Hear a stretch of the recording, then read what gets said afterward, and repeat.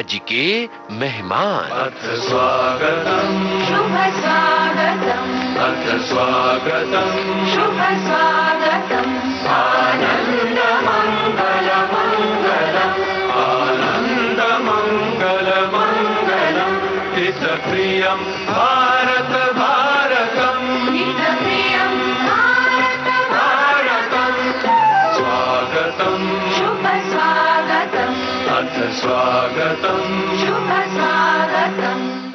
आज के मेहमान इस कार्यक्रम में आज आपको सुनवा रहे हैं कॉस्ट्यूम डिजाइनर, रंगमंच के मशहूर निर्देशक सलीम आरिफ और अभिनेत्री लुबना सलीम से वसीम अंसारी की बातचीत का दूसरा भाग। नमस्कार, एक बार फिर से आप लोगों का स्वागत है प्रोग्राम आज के मेहमान में। हमारे साथ हैं सलीम आरिफ साहब और लुबना सलीम। आप लोग स्टेज परफॉर्मेंस की जो बात कर रहे हैं लुबना मैम, मैं एक आपसे जानना चाहता, थिएटर और कमर्शियल सिनेमा के बीच का जो फर्क है। सलीम सर, आपने तो एक नजरिया जो बताया गया है वो हायरार्की को लेकर, लेकिन अगर बात करें एक्टिंग सीखना और बॉर्न एक्टर कहते हैं कि एक नेचुरल एक्टिंग है किसी में, क्या कोई एक्टर ऐसा भी है जो कुदरती तौर पे उसे एक्टिंग आती हो, नेचुरल हो? क्योंकि एक स्टेज फियर भी रहता है कि सामने वाला क्या सोचेगा, हमारा परफॉर्मेंस कैसा रहेगा।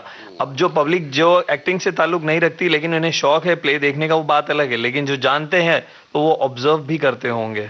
वो एक ऑब्जर्वेशन, बॉर्न एक्टर जैसा कुछ होता नहीं है। अच्छा, वैसे मेरे कुछ ऐसे मिले भी वैसे सभी बॉर्न एक्टर बोलते तो हैं कई सारे। नहीं, हर आदमी एक पोटेंशियल बॉर्न एक्टर है, लेकिन लगातार अलग अलग तरह के रोल करने की जो एबिलिटी है जी, उसके लिए ट्रेनिंग चाहिए। स्किल आपका एप्टीट्यूड हो सकता है, लेकिन एप्टीट्यूड को होन करने के लिए स्किल चाहिए। आवाज सबके पास होती है, लेकिन माइक के लिए आवाज आपको ग्रूम करनी पड़ती है। बहुत सही। वो ऐसा नहीं कि भाई कुदरती आवाज बहुत अच्छी है, लेकिन उसके साथ डिक्शन एक अलग चीज है, स्पीच एक अलग चीज है। तो ये फर्क भी समझना बहुत जरूरी है, और उसका एक अपना कल्चर होता है, एक तहजीब होती है, उसका अपना एक तरीका होता है। बट हैविंग सेड दिस, हम ये नहीं कह सकते कि नेचुरल टैलेंट नहीं है। जिस तरह से आजकल बच्चे दिखाई दे रहे हैं, जिस तरह से मैं होनिंग ऑफ टैलेंट की बात कर रहा हूँ, होनिंग ऑफ टैलेंट, मैं बॉर्न एक्टर्स की बात नहीं कर रहा हूँ। अभी जैसे लोग एग्जांपल देते हैं बड़े मोटे मोटे कि शाहरुख खान साहब हैं या अमिताभ बच्चन साहब हैं। अब लोग ये भूल जाते हैं कि अमिताभ बच्चन साहब ने स्टेज किया था कॉलेज डेज में, शाहरुख खान साहब स्टेज करते रहे थे। तो ऐसा नहीं कि स्टेज की वजह से उनको एक्टिंग करनी आई, लेकिन उनमें एक्टिंग को लेकर एक बेसिक तहजीब आई, और वो जरिया था, वो जो उनको। अब सलमान खान साहब के साथ ऐसा नहीं हुआ होगा, उन्होंने स्टेज नहीं किया शायद, लेकिन उनको बेसिक एक एक्टिंग की समझ तो थी। असिस्टेंट डायरेक्टर थे, छोटे रोल बड़े रोल हर तरह का उन्होंने काम किया, और देन फाइनली इस पोजीशन पे हैं कि वो कैमरा समझते हैं, एंगल समझते हैं, लेंसिंग समझते हैं। अजय देवगन साहब, अब ये सारे आपके पास एग्जांपल्स हैं जो नॉन ट्रेनिंग से आए, लेकिन इन सब ने भी कहीं 3 महीने का, कहीं 6 महीने का कुछ छोटा मोटा एक एप्टीट्यूड वाला स्क्रीन टेस्ट जैसा काम किया है। तो वो, और क्या होता है कि आप एक ट्रेनिंग मेथड से गुजरते हैं बतौर एक्टर, लेकिन थोड़े दिनों बाद आपका अपना एक मेथड बन जाता है, और हर एक्टर का अपना एक अलग मेथड होता है, चाहे लुबना हो चाहे कोई दूसरे एक्टर हो। सो इनके 4, 5, 8 प्रोसेस के बीच में से they find their own way of preparing a role. तो वो रोल प्रिपरेशन का जो एक पूरा मसला है, और ऐसे बिल्कुल जैसे डायरेक्टर का होता है कि आपको एक प्ले प्रेजेंट करना है, तो आप अपनी तरह से सारी चीजें देखी हैं, समझी हैं, ट्रेनिंग ली है, स्टेज क्राफ्ट जानते हैं, और उसके बाद फिर जब आप करते हैं तो अपना एक रास्ता खुद ढूंढ रहे हो। मैं ये कहना चाहती हूँ, आज इंडिया में आप सबसे ज्यादा टैलेंटेड देखते हैं, टैलेंटेड बच्चे देख रहे हैं। मतलब अगर इतना टैलेंट नहीं भरा हुआ हो इंडिया में, तो ये जो सारे जो टीवी के प्रोग्राम्स हैं और जिस तरह से हम लोग इन्फ्लुएंस हो रहे हैं, गानों को देख लीजिए, डांस को देख लीजिए, हर उसको फील्ड को देख लीजिए, और ये कुछ ज्यादा ही बड़ा एक्सपोजर हो रहा है, क्योंकि टीवी है, आपके घर के अंदर है, तो आप देखना चाहे ना देखना चाहे आपके सामने रखा हुआ है वो। तो ये टैलेंट भी तो आ रहा है कहीं ना कहीं से। इस टैलेंट को समझना बहुत जरूरी है, वेदर आपके पास में है वो बात या नहीं है। अक्सर ऐसा हो जाता है कि यहीं पर हम गलती कर बैठते हैं। हम अपने अंदर तो झांक के एक बार देख लें कि हम कह सकते हैं कि हम गा सकते हैं, लेकिन क्या वो हम जो आज का जो माहौल है, आज का जो दौर है, जिस तरह से कंपटीशन रिडन दुनिया में हम जी रहे हैं, और मैं इसी एक फील्ड की बात नहीं कर रही हूँ, मैं हर फील्ड की बात कर रही हूँ। एक जनरल आजकल के जो बच्चे हैं, जो यूथ हैं, वो बहाव में जो बह रहे हैं, वो जरा सा सोचें, समझें। इसीलिए टैलेंट है या नहीं है, पहले इसको तो परख लें, या टैलेंट है तो कितना है, क्योंकि उसको होन तो आप कर ही लेंगे। अगर मतलब अगर आपके अंदर वो जिद्दत है, अगर आपके अंदर वो क्षमता है, अगर आपके अंदर वो डिटर्मिनेशन है कि मैं उस जगह पर पहुंच जाऊंगा, वो एम है, तो वो तो आप कर ही लेंगे। लेकिन क्या वो बात है? अगर वो नहीं है तो वहीं से सारे फ्रस्ट्रेशन शुरू होते हैं।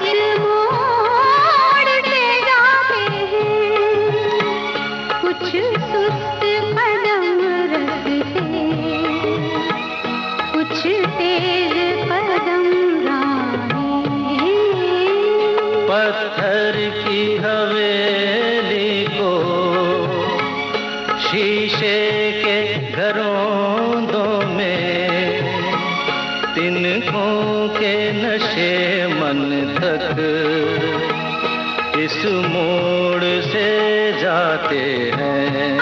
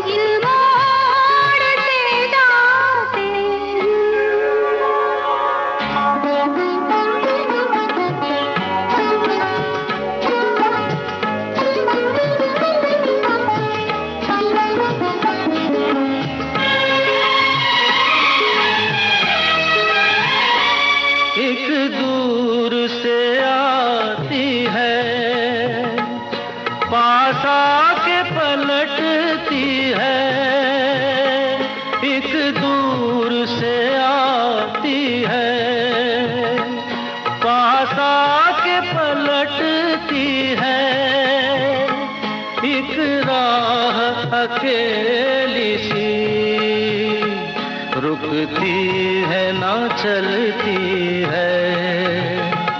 ये सोच के बैठी हूँ एक राह तो वो होगी तुम तक जो पहुँचती है इस मोड़ से जाती हूँ इस मोड़ से जाते हैं कुछ सुस्त कदम रखते कुछ तेज कदम राहें। पत्थर की हवेली को शीशे के घरों में तिनकों के नशे मन तक इस मोड़ से जाते हैं।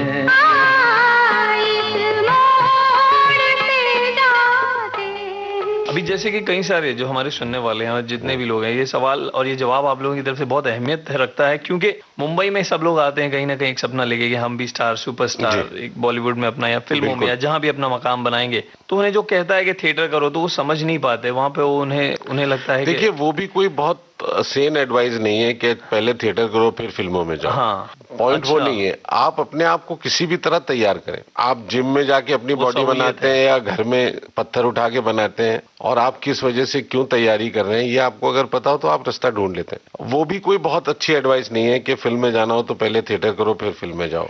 I don't think that count. वो सही नहीं है। सही इसलिए नहीं है कि अगर फिल्म में जाना तो फिल्म की ट्रेनिंग थोड़ी सी मुख्तलिफ है थिएटर से। उसमें कैमरा इन्वॉल्व होता है, उसमें लाइटिंग इन्वॉल्व होती है, उसमें एंगल इन्वॉल्व होता है, उसमें लेंसेज इन्वॉल्व होते हैं, उसका अपना एक अलग फॉर्मेट है, वो उसमें क्राफ्ट का एलिमेंट दूसरा हो जाता है। तो वो बातें भी समझनी जरूरी है। लेकिन हमारे यहाँ लोग प्रोड्यूसर के खर्चे पे सीख लेते हैं, करते करते एक्टर बन जाते हैं। तो वो आई डोंट थिंक इसको लेकर कोई मस्ट है कि थिएटर ही करना चाहिए। नहीं, लेकिन आजकल वो एक बीच में बड़ा अजीब सा एक चलन शुरू हो गया था कि वो आप theatre, are you from theatre, तो बड़ा आसान भी हो जाता है, लोगों को आसान भी लगने लगा, यंगस्टर्स को, कि वो जा रहे हैं अपने ऑडिशन देने के लिए और उनसे कहा जाता है ऑडिशन के बीच में कि oh are you from theatre, yes I am from, I have done work, I have worked with this, I have worked with this, मैंने इन लोगों के साथ में काम किया है। तो जो सामने वाला है वो ऑटोमेटिकली ये सोचने लगता है कि हाँ भाई ये थिएटर कर चुका है तो इसके पास एक्सपीरियंस है, तो इसके पास टैलेंट है। आपने 4 नाम बता दिए तो उनको पता है कि हाँ भाई ये डिलीवर कर देगा, उतनी क्षमता रखेगा। तो इस बात को ऐसा लोगों ने कुछ लोगों ने उसको इतना एक्सप्लॉइट किया है कि थिएटर के लिए थिएटर नहीं करेंगे, थिएटर फिल्मों में जाने के लिए करेंगे। वो बहुत गलत बात है, वो बहुत गलत बात है। मेरा कहना भी यही है कि अगर फिल्म में जाना है तो आप सीधा फिल्म में जाओ, कोई उसमें प्रॉब्लम नहीं, क्योंकि ये अलग-अलग चीजें हैं, अलग-अलग बात बनाकर आप एक बाउंसी ट्रैक बनाकर आगे। हाँ, अभी आपके पास चूंकि फिल्म में काम नहीं मिल रहा तो लॉ थिएटर कर लेते हैं, तो आप रेस्क्यू की जगह नहीं है। हाँ, फिर जब आपको फिल्म में काम मिल गया तो फिर आपने कहा थिएटर तो होता रहेगा। हमारा जब थिएटर था, हमारा जब ग्रुप को 10 साल हुए तो हमने ये डिसाइड किया कि हम बस अब सिर्फ बड़े लोगों के साथ नाटक नहीं करेंगे, हम यंगस्टर्स को ट्रेन करेंगे। तो हमने वर्कशॉप्स लेना शुरू की और ऐसा प्रोडक्शंस किए कि जिसमें सिर्फ यंगस्टर्स, सिर्फ न्यू कमर्स जो कभी भी आए नहीं थे, बिना पैसे लिए, let me just emphasize on that, कि उनको एक प्लेटफॉर्म दिया कि बच्चे जाओ, देखो whether you have the talent, whether you can do it, आप कर सकते हो नहीं कर सकते हो। और वाकई ये बहुत हमारे लिए राहत हमें मिली कि बहुत सारे बच्चे जो भटके हुए थे, अच्छा लगता है जब वो लोग वापस चले गए हैं या फोन करते हैं या फिर यहाँ पर हैं और किसी मकाम पर पहुंच गए हैं, तो कम से कम उन्हें एक दिशा तो दिखाई दी, उन्हें एक मेरे देखिए रोंगटे खड़े हो रहे हैं जब मैं ये बातें कह रही हूँ आपसे कि इतने बच्चे हैं यहाँ पर और इतनी आसानी से, बड़ा आसान होता है इन चीजों में भटक जाना, बहक जाना। तो मेरे पास जो थिएटर के लिए आता है, बात कही आपने, मेरे पास जो आता है कि सर मुझे आपके साथ काम करना है, तो मैं उससे यही कहता हूँ तुम घर छोड़कर थिएटर करने तो नहीं आए हो, तो तुम पहले जाओ टेलीविजन के लिए ऑडिशन करो, फिल्म के लिए ऑडिशन करो, जब स्टार बन जाओ तब मेरे पास आना, तब मैं तुम्हारे साथ प्ले करूंगा। अच्छा। क्योंकि तब तुम वो कर पाओगे जो तुम करना चाह रहे हो। अभी तुम मुझे 15 दिन बाद बोलोगे सर मुझे 4 दिन की शूटिंग मिल गई है, मुझे वो जाना है उधर, क्या बात मेरे ये तो मैं कहा मुझे वो नहीं चाहिए। मुझे लेकिन सलीम की ये बहुत बड़ी बात रही है हमेशा और हम सब के लिए। क्या तरीका, क्या सलीका है, लेकिन वाकई ये हमारे लिए वाकई we are really very blessed to have Salim, not because he is my husband but because इस एटीट्यूड के लिए। मुझे याद है कि मैं सिर्फ नाटक नहीं करती हूँ, मैं सीरियल्स करती हूँ, मेरे एड्स चलते रहते हैं, कोई ना कोई और काम चलता रहता है और थिएटर पे हम निर्भर नहीं है। यूसी जब सलीम जो बात करने की कोशिश कर रहे हैं वो यही कि भाई आप ये आपको it can not sadly commercially आपको सस्टेन नहीं करेगा। इसलिए कर पाते हैं क्योंकि हम पैसे दूसरी जगह से कमाते हैं।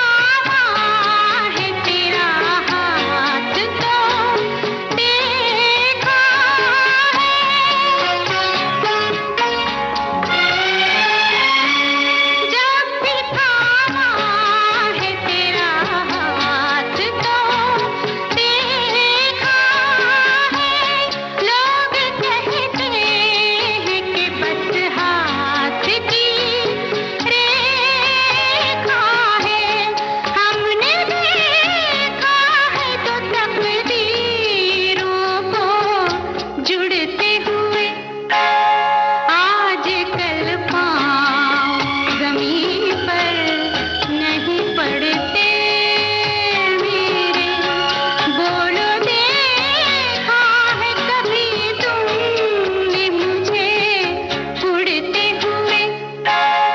आज कल पाँव जमीन पर नहीं पड़ते मेरे।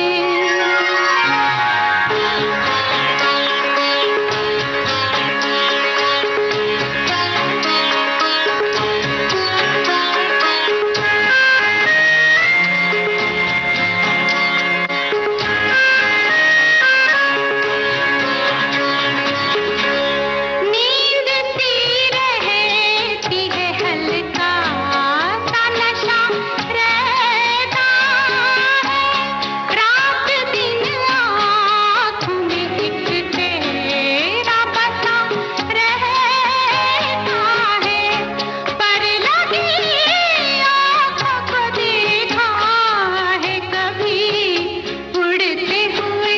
बोलो आज कल पाँव जमीन पर नहीं पड़ते मेरे, बोलो देखा है कभी तुमने मुझे उड़ते हुए। आज कल पाँव जमीन पर नहीं पड़ते मेरे।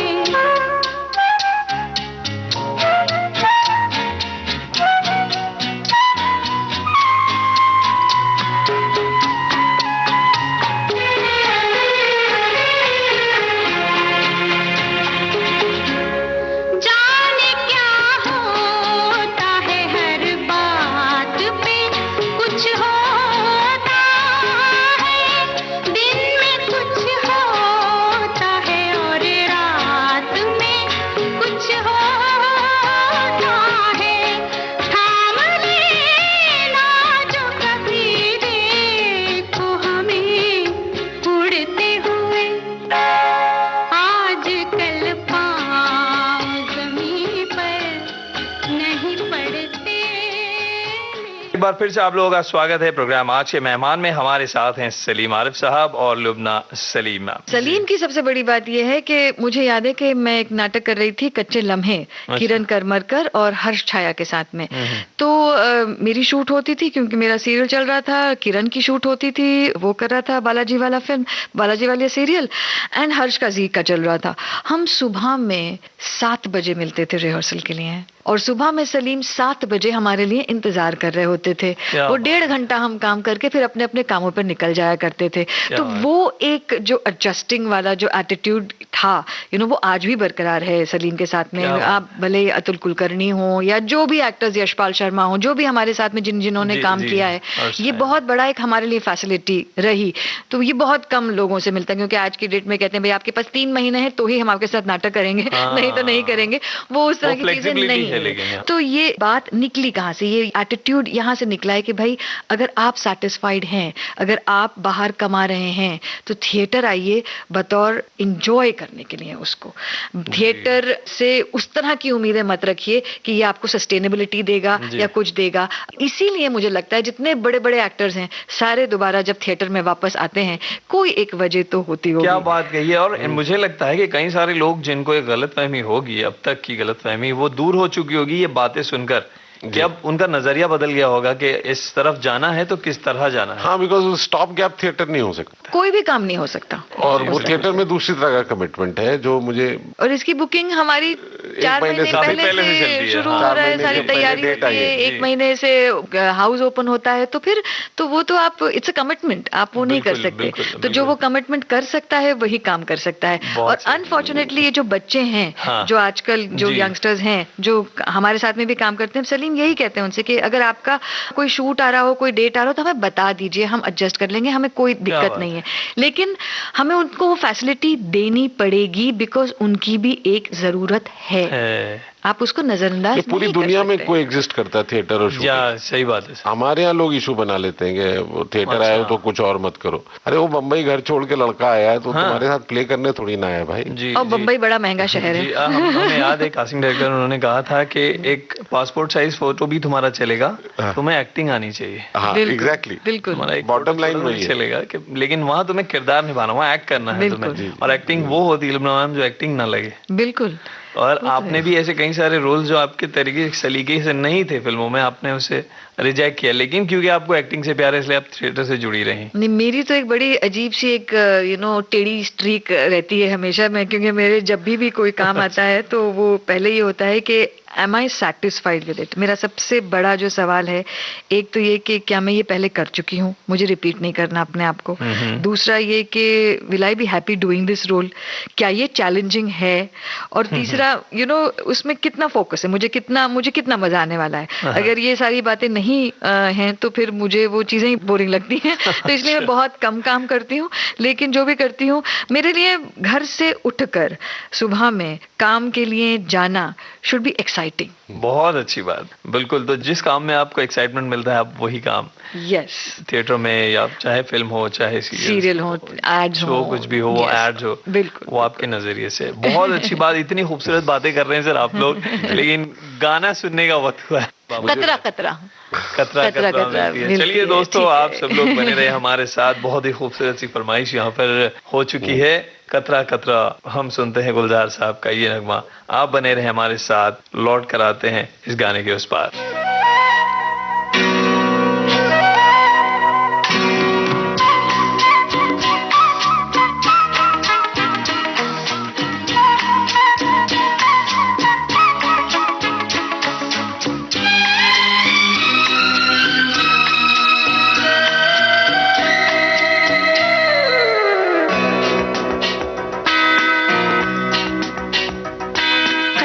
कतरा मिलती है, कतरा कतरा जीने दो, जिंदगी है, जिंदगी है, बहने दो, बहने दो, प्यासी हूँ मैं, प्यासी रहने दो, रहने दो।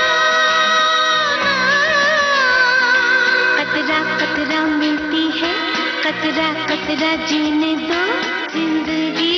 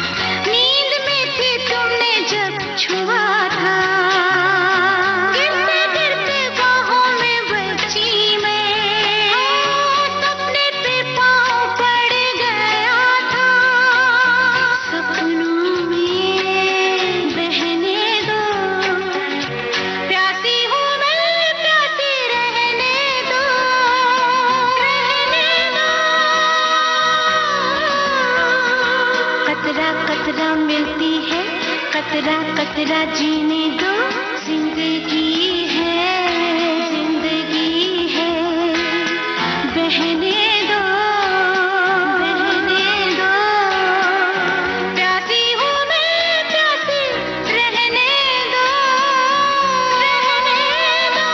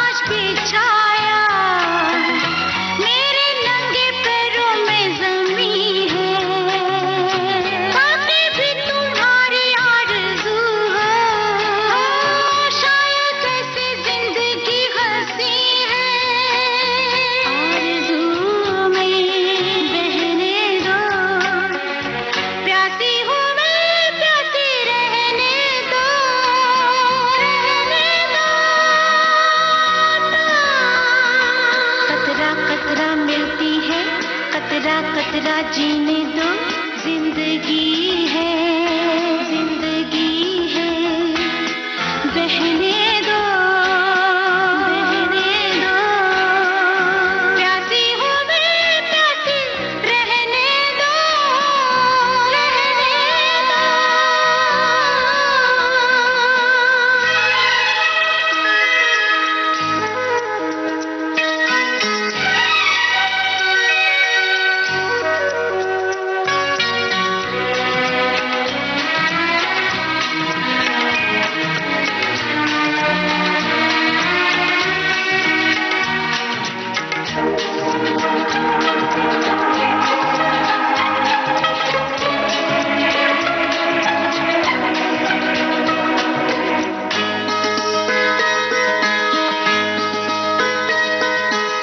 हल्के हल्के कोहरे के धुएं में शायद आसमां तक आ गई हूँ, तेरी दो निगाहों के सहारे, देखो तो कहाँ तक आ गई हूँ, कोहरे में रहने दो, प्यासी हूँ मैं, प्यासी रहने दो, रहने दो।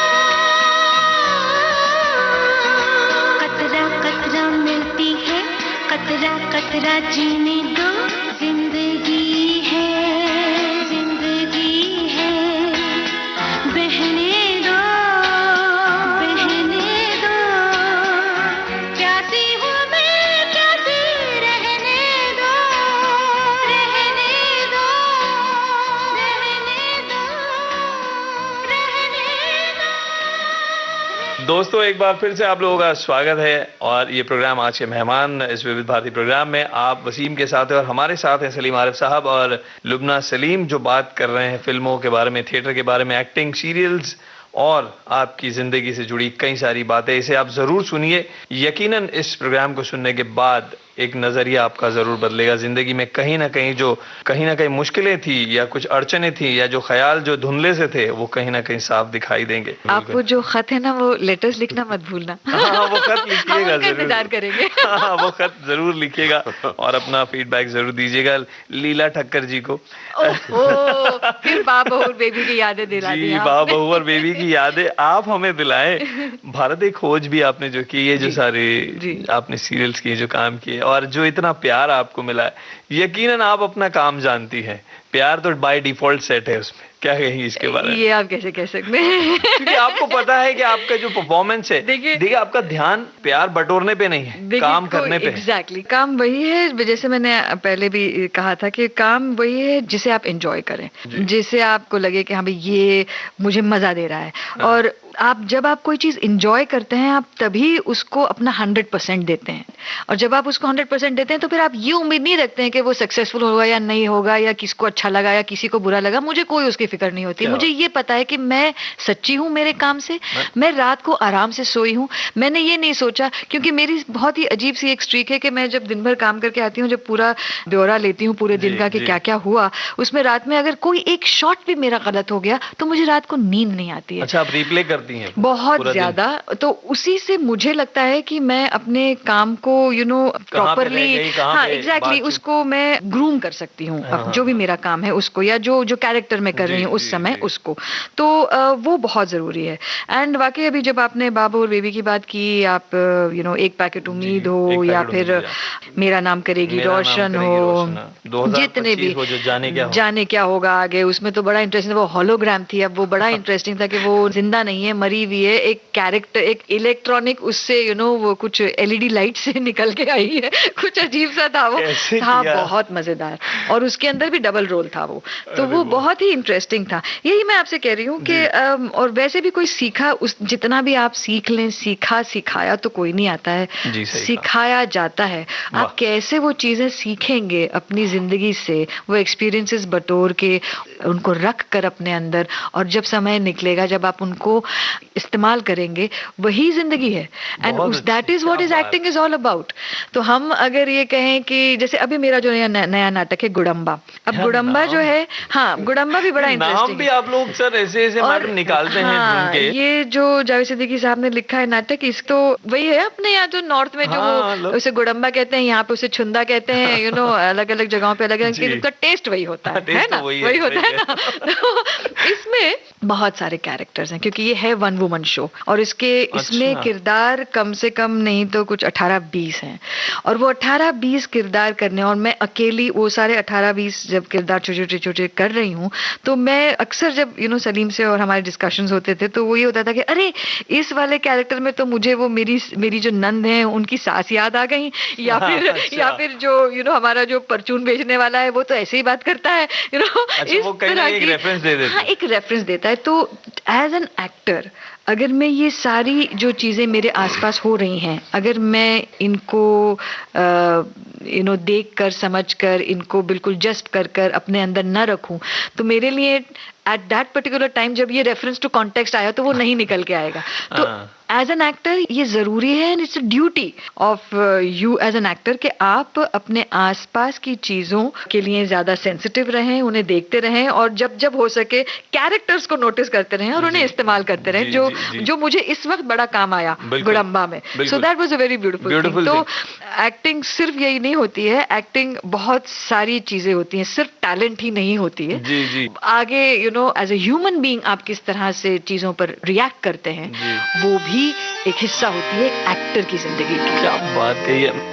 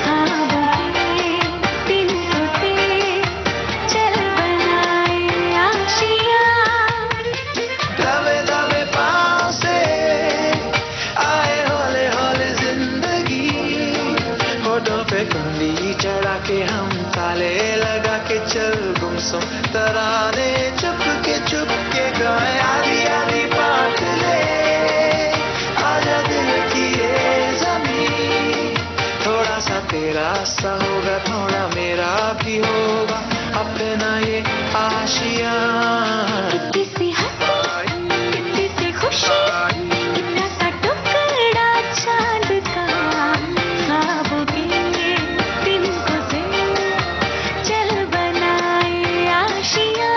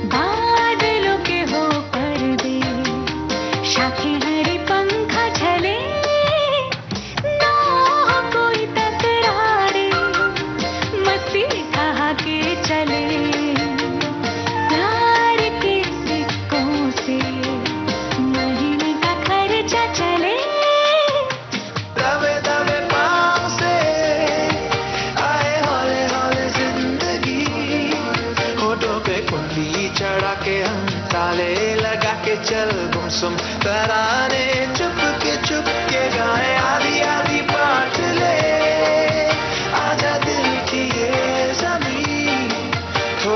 तेरा सा होगा थोड़ा मेरा भी होगा अपना ये आशिया। इतनी सी हंसी, इतनी सी खुशी, इतना सा टुकड़ा चांद का, ख्वाबों के तिनकों से चल बनाए आशिया। इतनी सी हंसी, इतनी सी खुशी, इतना सा टुकड़ा चांद का, ख्वाबों के तिनकों से चल बनाए आशिया। मैं एक सवाल सलीम सर आप दोनों से पूछना चाहता हूँ, जब 18-20 कैरेक्टर एक वन वुमेन शो अगर आप बात करें तो आप मान कैसे जाती हैं, जब बताते हो आप मना कैसे लेते हैं? नहीं, हम बहुत झगड़े करते हैं। इतना चैलेंजिंग है ये, मुमकिन कैसे हो ये सोच कर मुश्किल लगता है, करने से पता नहीं कैसे कर लेते हैं। उसमें देखिए राइटिंग का भी बहुत बड़ा रोल होता है। अगर लिखावट ऐसी हो, इतना याद रखना भी, हाँ वो सब तो एक्टर का हिस्सा है, वो तो करना ही पड़ता है। उसमें तो आपको समय भी मिलता है करने के लिए। होता है कि इतने बड़े खिलाड़ी हैं सुनील गावस्कर साहब, वो नसीर साहब से एक दिन कह रहे थे कि आप इतनी सारी लाइनें कैसे याद कर सकते हैं? तो नसीर उनसे कह रहे थे कि आप इतने सारे फास्ट बॉलर उसको कैसे खेल सकते हैं? अच्छा, जिसका जो फन वो तो आपको सीखना पड़ता। और जहाँ तक सलीम और हमारा ताल्लुक है, देखिए हमारे घर में फॉर्चुनेटली अनफॉर्चुनेटली सभी अपने अपने फील्ड्स में काम करते हैं। और जैसे पापा कहते हैं कि we are the worst bunch of critics, मतलब हम एक दूसरे के इतना क्रिटिक हैं कि हम बिल्कुल, तब जब हम एक दूसरे का काम देख रहे होते हैं तो हम ऐसे नहीं देख रहे होते हैं कि हाँ भाई इसको मुझे सराहना चाहिए क्योंकि मुझसे जुड़ा हुआ है। नहीं, जो काम है उसे देखा जाता है और उसे उसके अंदर जो गुड पॉइंट्स हैं, बैड पॉइंट्स हैं, वो निकाली जाती हैं।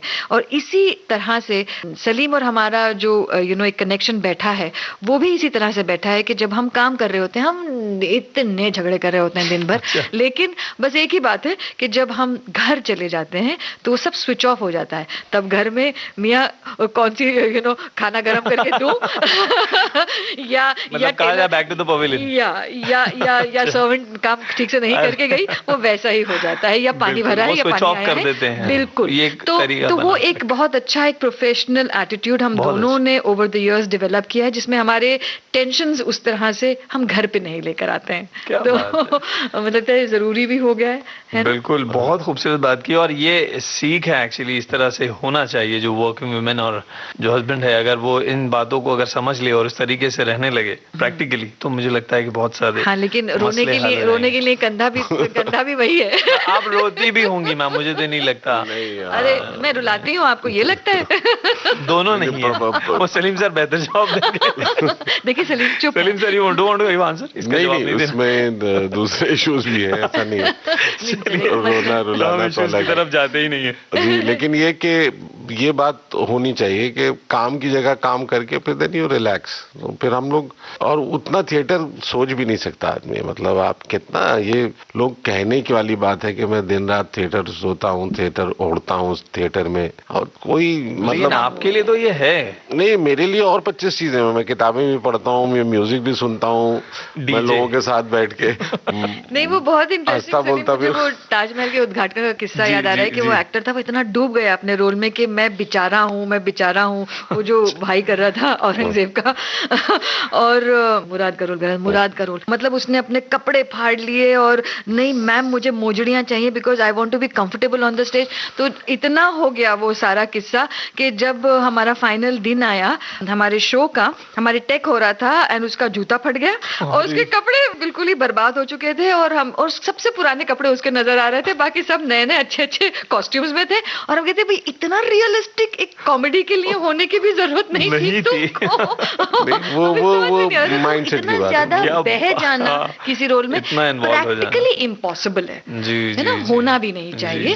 ये हम कहना चाह रहे हैं आउट ऑफ हमारा एक्सपीरियंस। बाकी लोग बिल्कुल सही बात है कि आपके कंट्रोल में होनी चाहिए, वो आपके हाथ में है। और वो एक काम है जो आपको करना है, प्रोफेशनल तरीके से करना है, और आप प्रोफेशनली उस काम को कीजिए पूरी जिम्मेदारी ईमानदारी के साथ, और वो काम वहाँ खत्म हो जाता है। और एक औरत के लिए स्पेशली बहुत बड़ा मुश्किल हो जाता है कि वो बाहर काम भी कर रही है और अंदर घर पे भी आके she has to be a wife, she is a mother, she is a wife, वो इतने रोल निभा रही है, तो वो भी तो उसको ठीक से निभाने, ये तो वो बोझा नहीं लेकर आ सकती कि ओह आज बहुत काम हो गया, मैं आज बिल्कुल ये नहीं कर पाऊंगी, ऐसा तो नहीं हो सकता। आज मैं रोल सोच रही हूँ, आज मैं रोल सोच रही हूँ।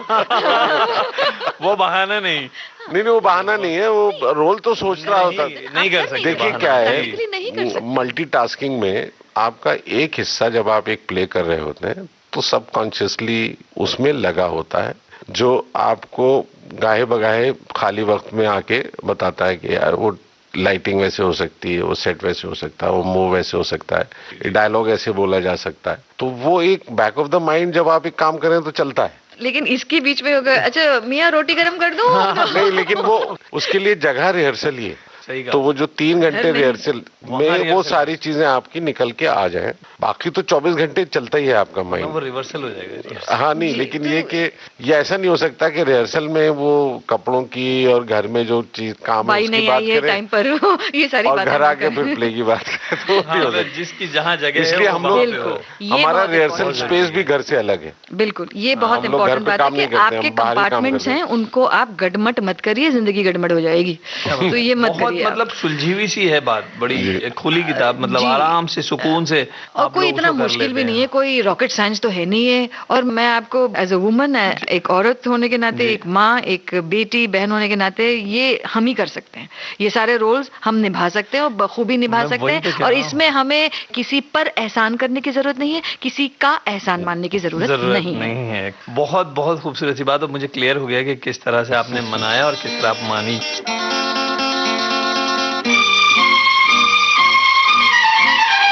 एक रास्ता है जिंदगी, जो थम गए तो कुछ नहीं। एक रास्ता है जिंदगी, जो थम गए तो कुछ नहीं। ये कदम किसी मुकाम पे जो जम गए तो कुछ नहीं। एक रास्ता है जिंदगी, जो थम गए तो कुछ नहीं।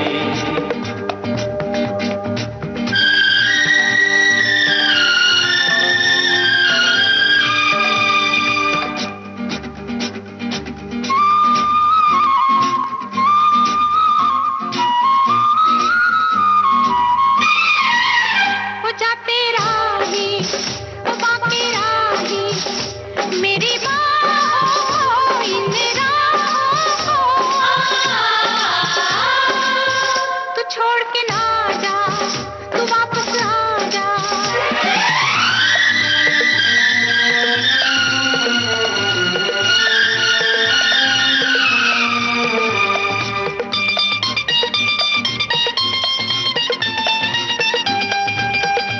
वो हुस्न के जलवे हो या इश्क की आवाज़ें, आजाद परिंदों की रुकती नहीं परवाज़ें।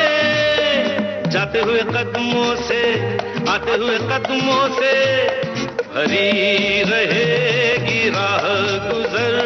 जो हम गए तो कुछ नहीं। एक रास्ता है जिंदगी, जो थम गए तो कुछ नहीं। ये कदम किसी मुकाम पे जो जम गए तो कुछ नहीं।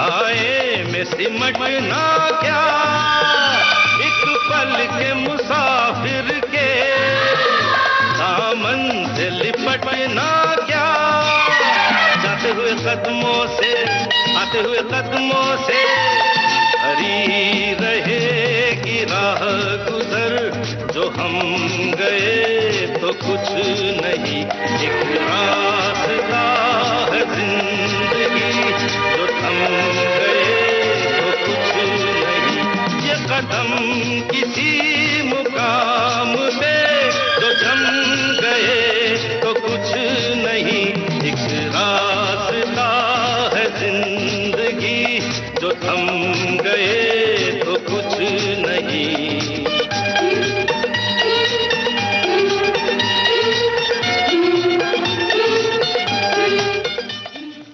आपको लुब्ना मैम एक अवार्ड से सम्मानित किया गया था, वैसे तो और भी हैं कई सारे, लेकिन जो एक बहुत बेशकीमती है वो बलराज साहनी अवार्ड से आपको सम्मानित किया गया था, और उसके बाद कई सारे नॉमिनेशंस भी, अवार्ड्स भी आपको मिले हैं। लेकिन आपके लिए अवार्ड या रिवॉर्ड, एक सर्टिफिकेट या नॉलेज, क्या मायने रखता है, या दोनों एक साथ? वैसे हाल ही में जो मुझे एक अवार्ड मिला है वो मिला है मुझे हबीब तनवीर स्मृति सम्मान। लेकिन अवार्ड्स अपनी जगह, अवार्ड्स मुझे वाकई मेरे लिए दे आर लाइक एक सराहना कि हाँ भाई आपने काम किया है और आप अच्छा कर रही हैं और आगे बढ़ती रहिए। तो सिर्फ अवार्ड के लिए मैं काम नहीं कर सकती, और काम करती रहूं और अवार्ड ना मिले ये भी मुझे अच्छा नहीं लगेगा। हाँ, दोनों का बैलेंस तो यस, तो वो बैलेंस बनाए रखना बहुत जरूरी है। उम्मीद आप मत रखिए, लेकिन अगर आपको मिलता है तो अच्छा भी लगता है। उम्मीद मत रखिए लेकिन लगाए रखिए। नहीं, लगाए भी नहीं रखिए। अच्छा, लगाए भी नहीं। नहीं, आप काम करते जाएं। आप वो फोकस तो है ही नहीं हमारा। लेकिन वाकई मैं डिनाई नहीं कर सकती ये फैक्ट कि मुझे अच्छा लगता है जब मैं देखती हूँ अपने सारे अवार्ड्स। मुझे सिर्फ ये एहसास होता है कि हाँ भाई मैंने कुछ अच्छा किया है, इस वजह से लोगों ने मुझे अपना प्यार दिया है जी। इसके आगे मेरे लिए वो कोई मायने नहीं। बहुत अच्छी बात, क्योंकि सलीम सर ये बात भी है ना कि फैन फॉलोइंग भी कहते हैं कि जो आपको चाहते हैं, जो आपको देखते हैं, जो आपको लाइक करते हैं, वो ये भी चाहते होंगे ना कि इन्हें मिले, क्योंकि ये डिजर्व करते हैं, इन्होंने परफॉर्म किया, इन्होंने हमारे पे असर किया है। बिल्कुल, एक हद तक awards are important, but beyond a point they are not so important, because award कौन लोग दे रहे हैं, क्या सोच के दे रहे हैं, उसके पीछे की मंशा क्या है। तो अब वो आजकल तो खैर आजकल तो एक दौर आएगा जब आपकी इज्जत इस बात से की जाएगी कि आपको कोई अवार्ड नहीं मिला।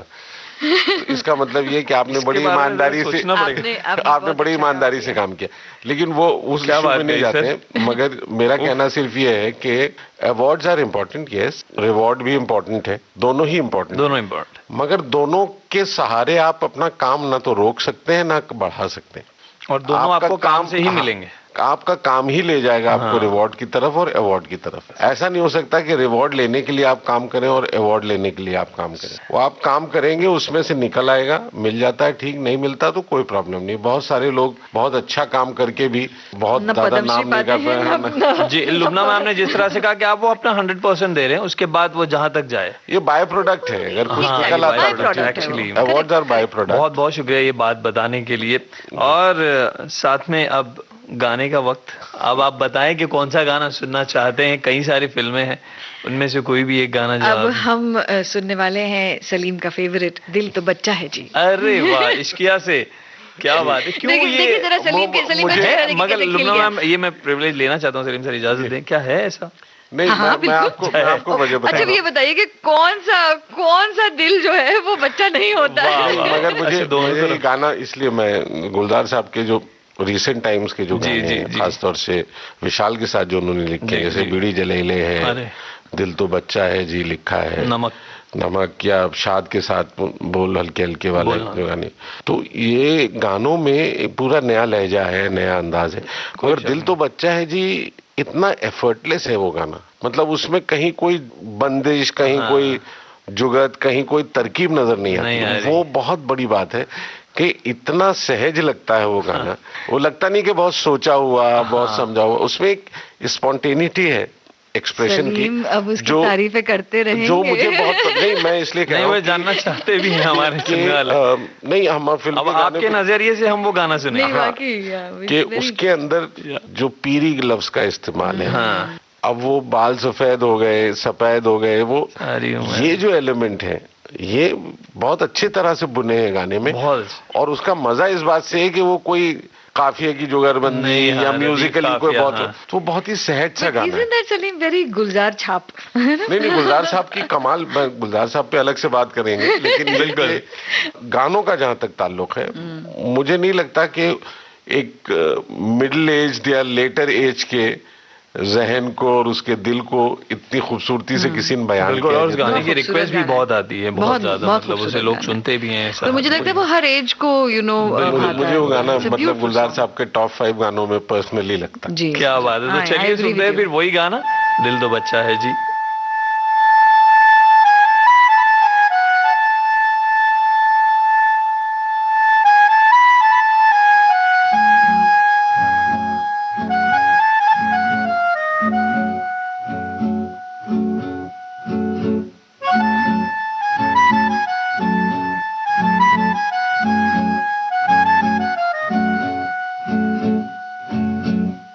ऐसी उलझी नजर उनसे हटती नहीं,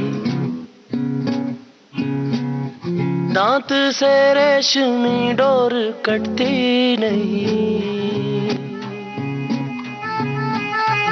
उम्र कब की बरस के सफेद हो गई, कारी बदरी जवानी की छटती नहीं, वल्लाह ये धड़कन बढ़ने लगी है, चेहरे की रंगत उड़ने लगी है, डर लगता है तन्हा सोने में जी,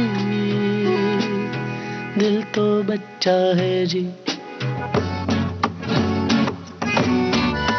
दिल तो बच्चा है जी, थोड़ा कच्चा है जी, दिल तो बच्चा है जी। ऐसी उलझी नजर उनसे हटती नहीं, दांत से रेशमी डोर कटती नहीं, उम्र कब की बरस के सफेद हो गई, कारी बदरी जवानी की छटती नहीं।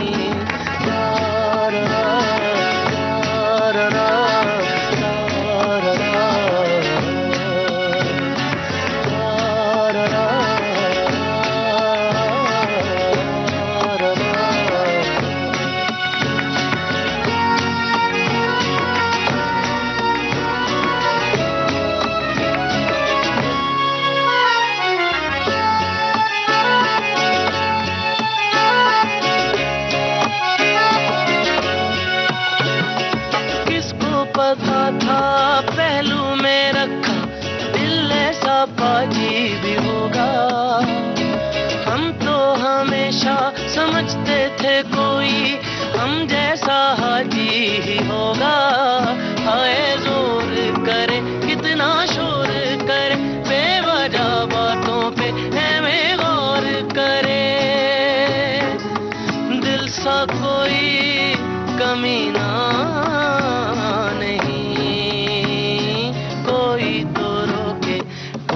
तो टोके, इस उम्र में अब खाओगे धोखे, डर लगता है इश्क करने में जी, दिल तो बच्चा है जी, दिल तो बच्चा है जी, थोड़ा कच्चा है जी, हाँ दिल तो बच्चा है जी।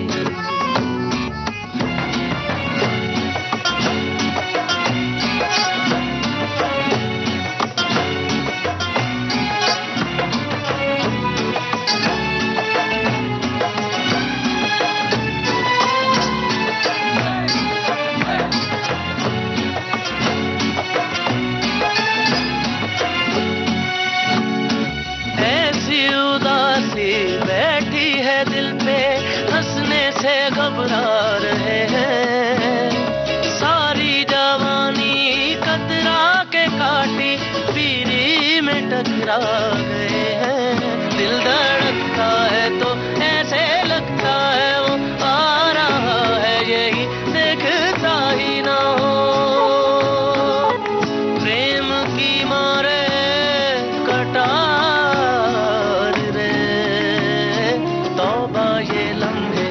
कटते नहीं क्यों आंखों से से मेरे हटते नहीं क्यों, डर लगता है कुछ से कहने में जी।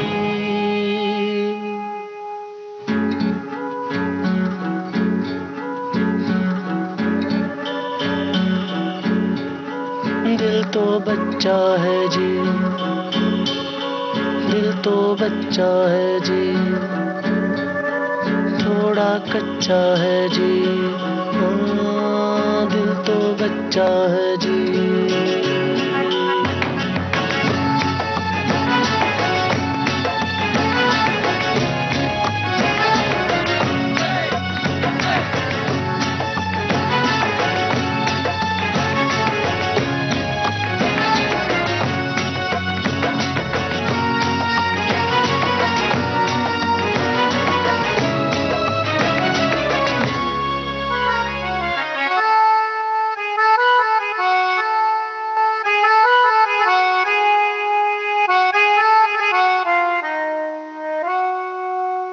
अभी आप सुन रहे थे कॉस्ट्यूम डिजाइनर, रंगमंच के मशहूर निर्देशक सलीम आरिफ और अभिनेत्री लुबना सलीम से वसीम अंसारी की बातचीत का दूसरा भाग। इस कार्यक्रम का तीसरा भाग आपको सुनवाएंगे अगले हफ्ते। चलने से पहले आपको बता दें, इस कार्यक्रम में रिकॉर्डिंग इंजीनियर थे विनायक तडवलकर। विविध भारती की ओर से इस कार्यक्रम के प्रस्तुतकर्ता जुबैर खान। आज के मेहमान।